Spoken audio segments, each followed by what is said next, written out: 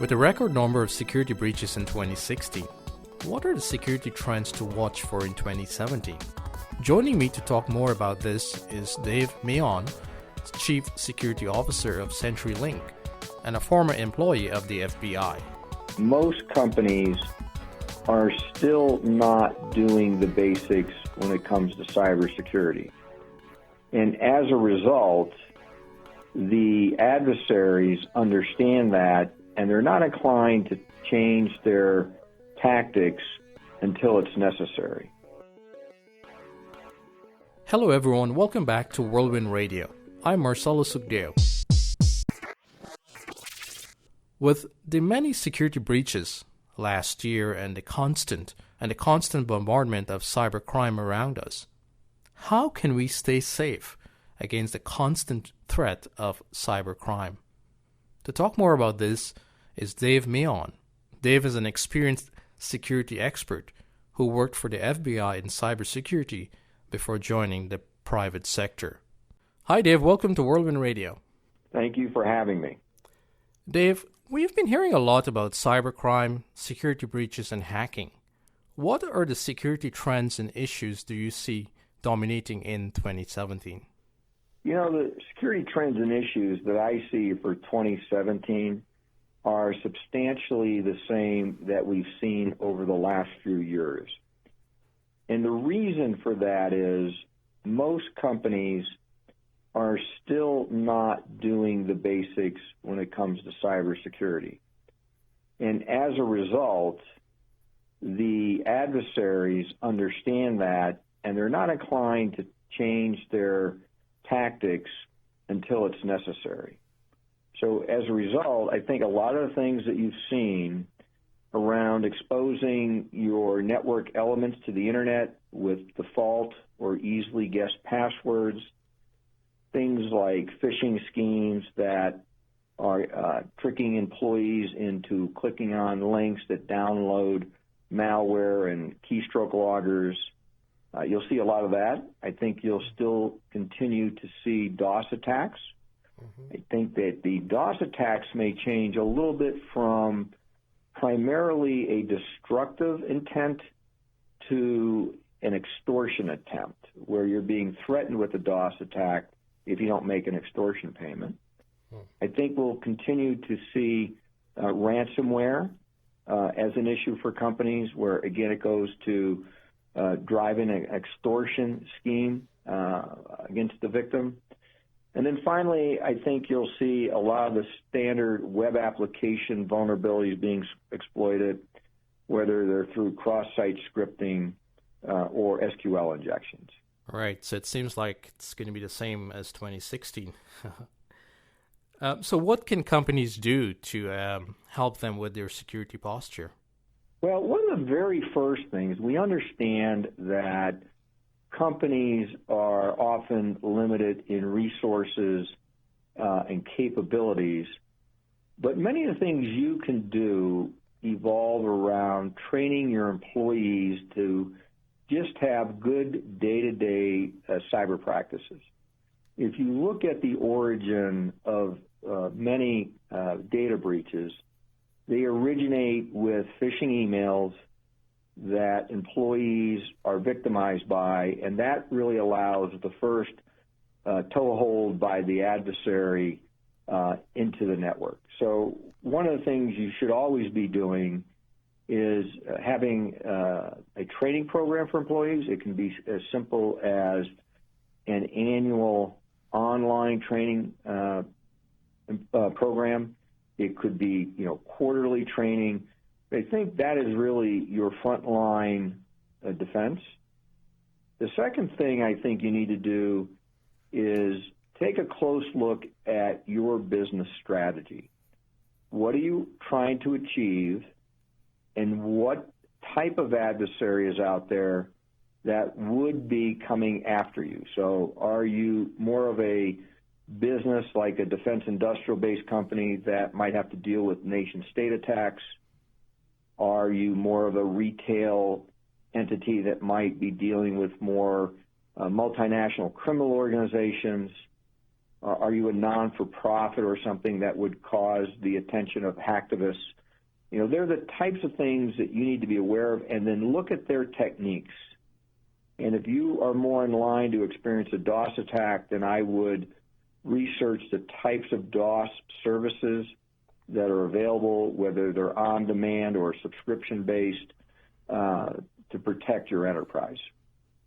All right. Thanks for sharing that. Now, I just want to touch on BYOD, and we know that's a growing trend with many companies. How can employers keep up with so many different kinds of personal devices being used in the workplace today? Well, it's interesting that you say that, because I'm not really sure that BYOD is a growing trend. It was a growing trend until maybe a year ago. But what we've seen with the early adopters of BYOD is that they're not really achieving their original objectives of adopting a BYOD program. Mm-hmm. Some of those early objectives centered around expense reduction, flexibility with employees using their devices, saving OPEX and CAPEX funds. But there's been an increase in the expense of allowing BYOD. There's been additional data breaches that have to be investigated.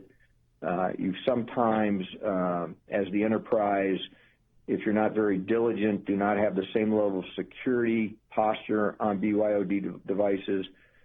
And then there's a number of legal issues that evolve out of BYOD. One of the maybe more recent political examples is, if you've been following the elections in the United States, right. There was an individual who was using her laptop, and it was a personal laptop shared by her husband.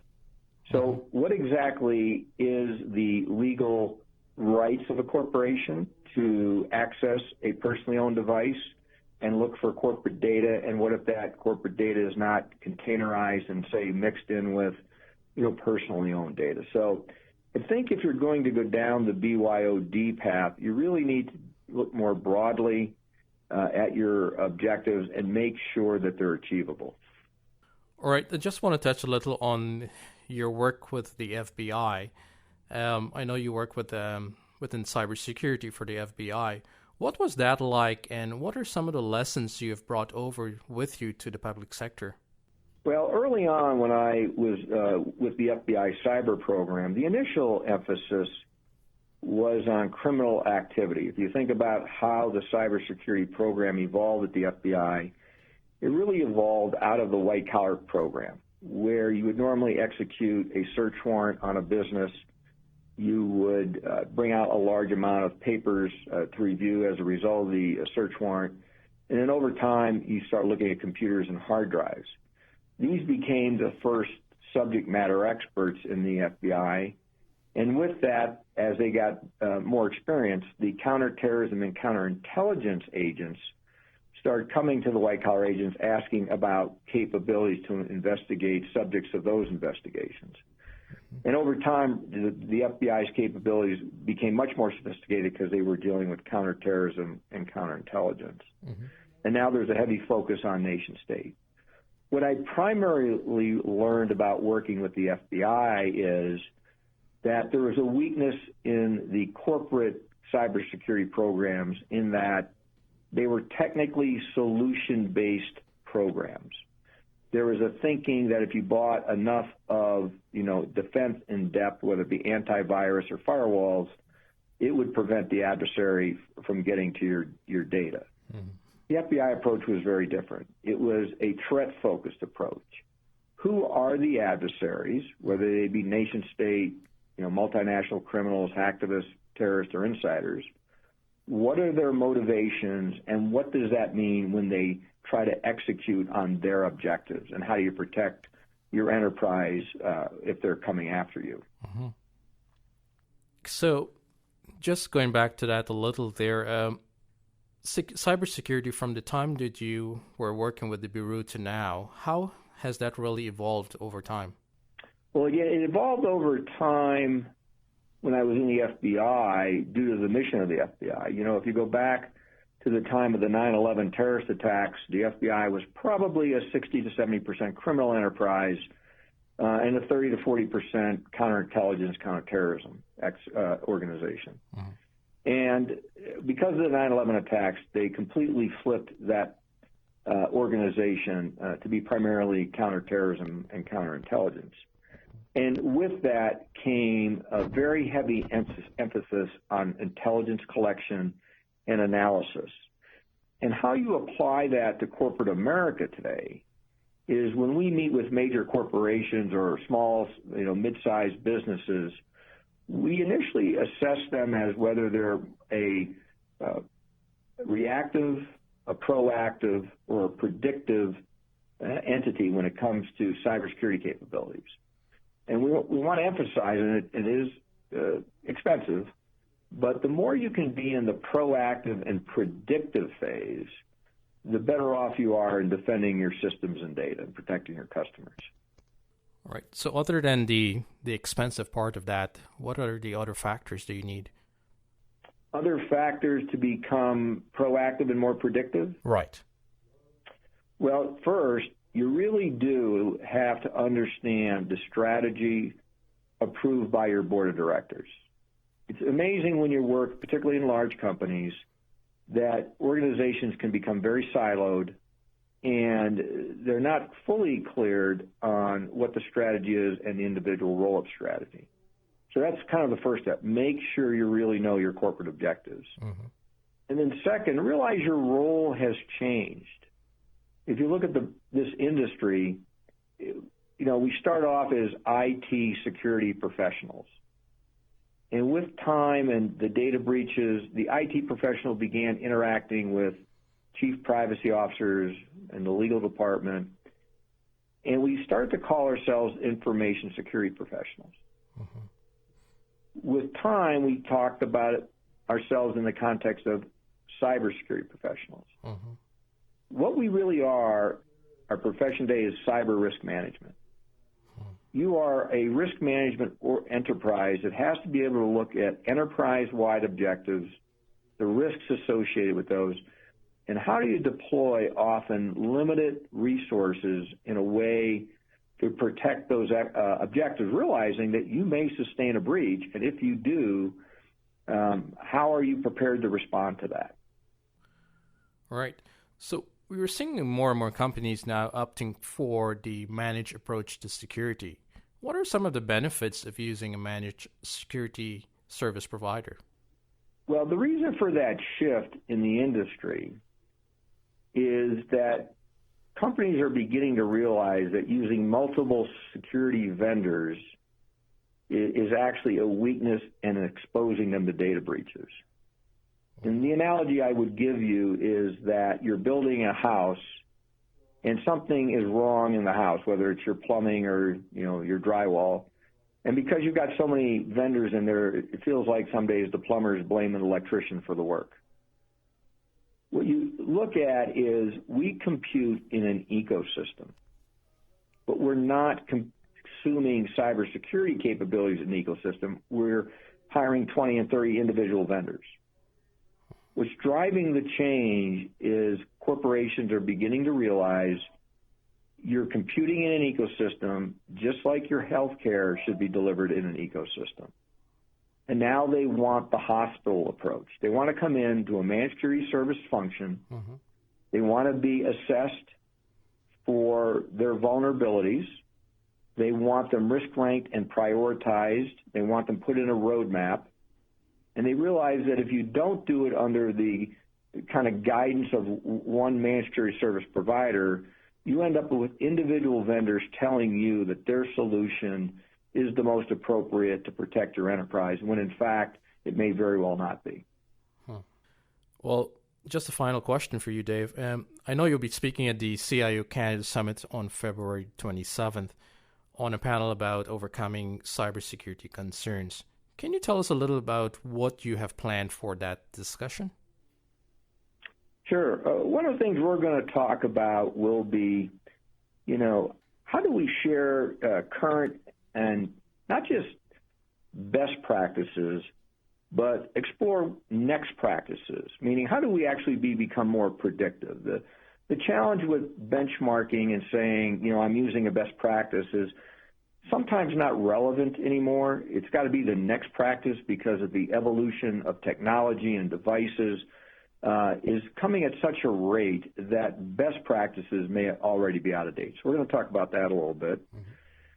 And we're also going to talk a little bit about understanding that data breaches will occur, and you need to be able to respond to them.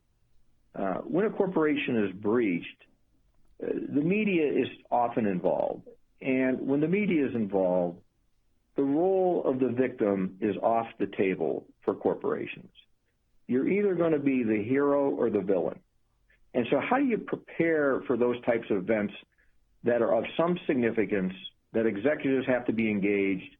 There's legal issues that can come about due to lawsuits. The media wants information. Your customers want information. How do you manage that type of crisis? We'll also talk a little bit about the view from the board of directors. What are the pressure points on boards today, whether they're evolving around litigation, where boards are being sued for negligence, whether they're around regulatory agencies requiring you to report material risk on your network, should that be an issue. We'll talk a little bit about cybersecurity insurance and what does that mean and what are the brokers and underwriters looking for. We'll also talk about the costs. We'll talk about how do you manage through this for an SMB, a small business or a mid-sized business. What are the impacts and how do you deal with that in this age where everything has gotten very expensive and you're facing very sophisticated adversaries? And really, what is the customer experience going to be like, during this digital transformation that so many of us are undergoing? Sounds very, very interesting, Dave. Thanks for sharing that with us. I just want to say thank you for joining us today on the show to talk about this very crucial and critical topic within technology and industries as a whole. And I hope that everything goes well with you and for the summit on February 27th. Thanks again. You're welcome, and thank you very much. Dave, thanks for joining me today to talk about this critical topic. Hope everything goes well with you at the summit. The security trends for 2017 will be the same as last year. The reason being is that most companies are not doing the basics for cybersecurity, like passwords, phishing schemes, DOS attacks, and ransomware. These are all the things that we'll continue to see in 2017, as Dave pointed out. Companies are limited in resources. What they need to do is to have good day-to-day cyber practices, which can go a long way to help companies stay safe. As Dave pointed out as well, a training program for employees, and it is needed for a frontline defense for companies. Then after you have that in place, then look at your business strategy. What are you trying to achieve? And what are the adversaries are coming after you for? Once you're able to pinpoint that, once you know what they're coming after you for, then you can be able to do some more research so that you can beef up that particular area within your company so that you can help your organization stay safe. Thanks to our guest, Dave Mahon, Chief Security Officer of CenturyLink, for being on the show today. From the Whirlwind team, this is Marcelo Sugdeo saying stay safe in the technology whirlwind.